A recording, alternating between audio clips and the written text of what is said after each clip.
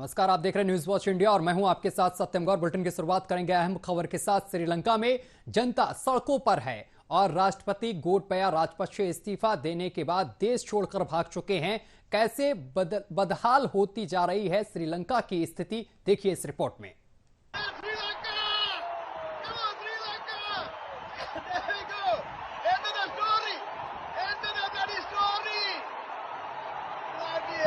आर्थिक और सियासी संकट से जूझ रहे श्रीलंका को अभी राहत मिलने का कोई आसार नहीं है।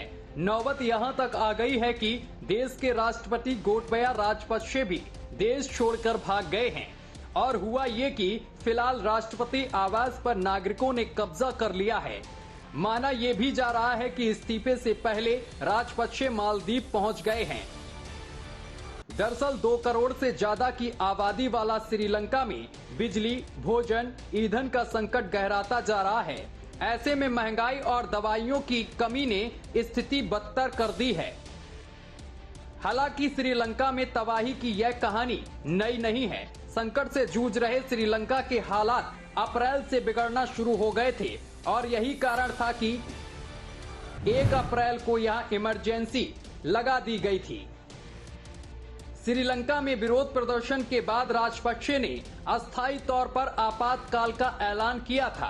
उस दौरान सुरक्षा बलों को संदिग्ध को गिरफ्तार करने और हिरासत में लेने की शक्तियां दी गई थी। वहीं 3 अप्रैल को कैबिनेट ने इस्तीफा दिया और एक बैठक में श्रीलंका सरकार के करीब सभी कैबिनेट मंत्रियों ने इस्तीफा दे दिया था। तब राजपक्षे और उनके भाई प्रधानमंत्री महिंद्रा को अलग रखा गया था। इसके एक दिन बाद ही सेंट्रल बैंक के गवर्नर ने भी इस्तीफा देने का ऐलान कर दिया था। 5 अप्रैल को राष्ट्रपति ने खोया बहुमत।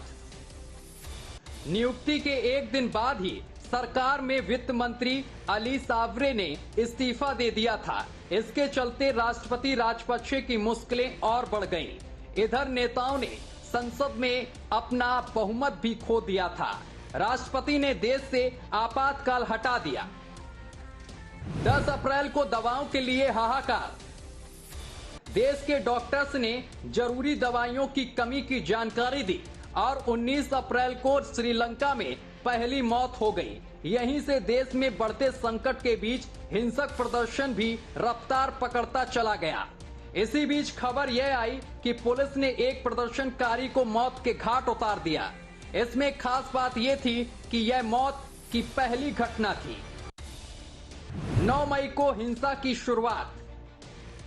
हिंसा और हिंसा सरकार समर्थक भीड़ सक्रिय हुई और शांतिपूर्ण प्रदर्शन कर रहे लोगों ने कोलंबो में राष्ट्रपति कार्यालय का रुख किया। इसके बाद हुई हिंसा में 9 लोग मारे गए और सैकड़ों लोग घायल हो गए।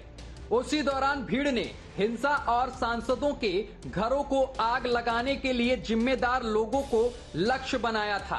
खास बात यह है कि हजारों की संख्या में प्रदर्शनकारी उनके कोलंबो स्थित आवास में पहुंच गए थे, जिसके चलते राजपक्षे को सैनिकों ने बचाया। इसके बाद पद पहले भी पीएम रह चुके रानिल विक्रमसिंघे ने संभाला। 10 मई को गोली मारने के आदेश। गोली मारने के आदेश लूट या जीवन को नुकसान पहुंचाने वाली गतिविधियों में शामिल लोगों को देखते ही गोली मारने के आदेश दिए गए।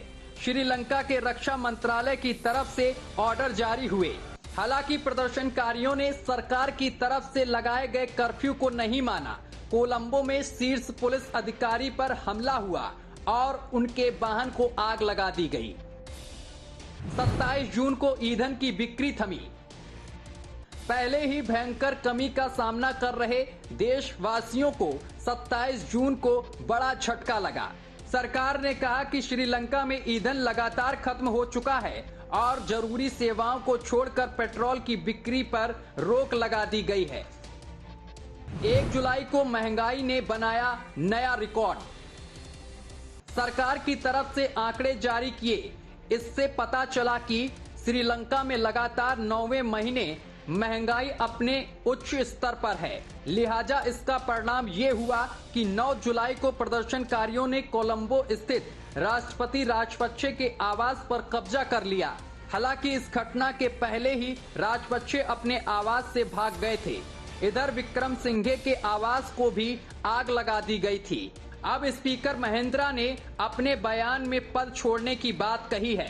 Bureau report, news watch India. Come on, Sri Lanka! There we go!